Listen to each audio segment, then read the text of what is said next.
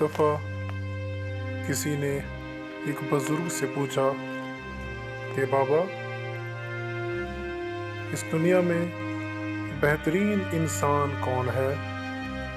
تب اس بزرگ نے اس آدمی کی طرف دیکھا اور فرمایا کہ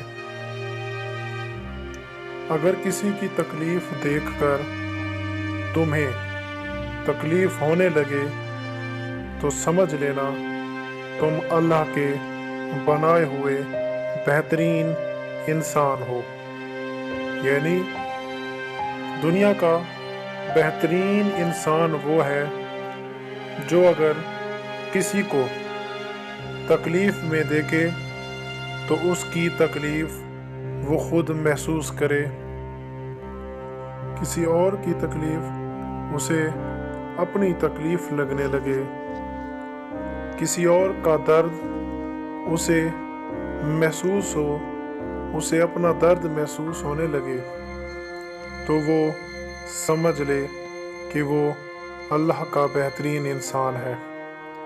لہٰذا اس سے ہمیں یہ سبق ملتا ہے کہ ہمیں دوسروں کی تکلیف کو محسوس کرنا چاہیے اور اس کی تکلیف کو دور کرنا چاہیے۔